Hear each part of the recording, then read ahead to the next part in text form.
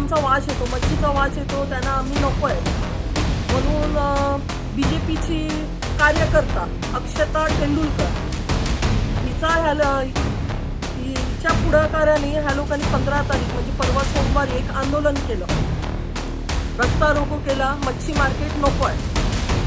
जे आमच्या बरोबर होते मुसलमान कोकणी मुसलमान आहेत, त्यांना ह्या बाईने बांगलादेशी, आम्हाला कोळी लोकांना बांगलादेशी बोललाय. आम्ही एवढी वर्ष मच्छीचा धंदा, आमचा जन्म इथे केला, आमच्या आई वडिलांचा जन्म इथे केला आणि आम्ही बांगलादेश आली कुठून? त्यांचं राज्य तर BJPचंच आहे ना. ह्या लोकांनीच वोट बँक वाढवायला बांगलादेशी इथे घुसखोरी केलेली आहे भारतामध्ये आणि आता बांगलादेशी करतात मुसलमान. यांचं इलेक्शन आल्यावर हे नाटक चालू होते. नमस्कार, माझं नाव कांचन, मी राहणार खारदांडा. मी मच्छी विक्रीचा व्यवसाय करते. दादर मार्केट, सेनापती बापट मार्ग इथे आमचं मार्केट होतं.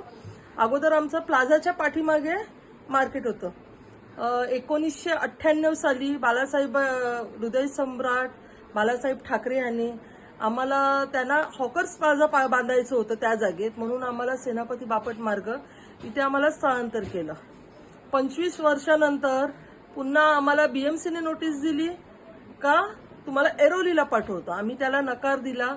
आम्ही कोर्टात गेलो, हायकोर्टातून निर्णय लागला की ह्यांना तात्पुरती CSM म्हणजे आताचं क्रॉपिंग मार्केट तिथे यांचं स्थलांतरित करा आणि परमनंट MJP म्हणजे महात्मा ज्योतिबा फुले.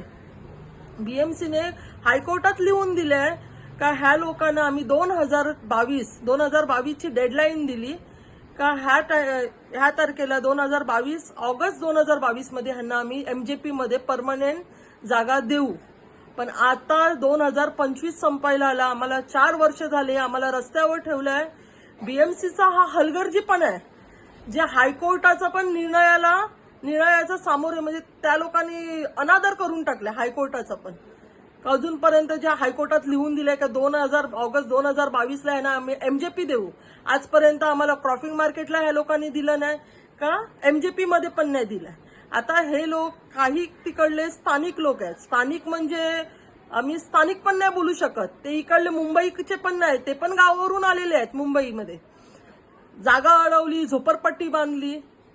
झोपडपट्टीनंतर BMCने त्यांना SRA मध्ये ती जागा घेतली, तिथे बिल्डिंगी बांधून त्यांना फ्लॅट दिले राहायला. आज आमचे 1965-60 सालचं लायसन आहे.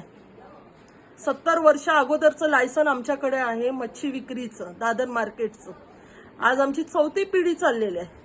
आम्ही लायसन धारक असून आम्हाला रस्त्यावर आणलं ह्या लोकांनी आणि जे झोपडपट्टीवाले होते त्यांना SRA मध्ये दिलं.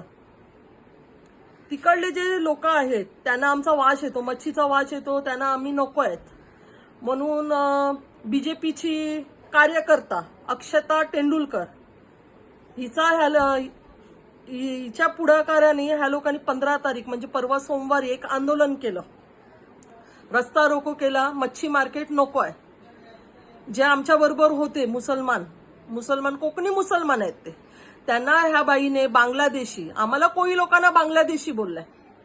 आम्ही एवढी वर्ष मच्छीचा धंदा, आमचा जन्म इथे केला, आमच्या आई वडिलांचा जन्म इथे गेला आणि आम्ही बांगलादेश आली कुठून?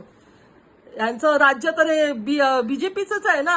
ह्या लोकांनीच वोट बँक वाढवायला बांगलादेशी इथे घुसखोरी केलेली आहे भारतामध्ये आणि आता बांगलादेशी करतात मुसलमान. यांचं इलेक्शन आल्यावर हे नाटक चालू होते. त्या लोकांनी तिने आम्हाला बांगलादेशी बोललं, त्या लोकांना बांगलादेशी बोललं. ते आहेत मुंबईचे, स्थानिक आहेत, त्यांचा जन्म इथे, त्यांच्याकडे 40 वर्ष 50 वर्ष अगोदरची लायसन आहे. जर बांगलादेशी असते तर त्यांच्याकडे लायसन कुठून आली असती?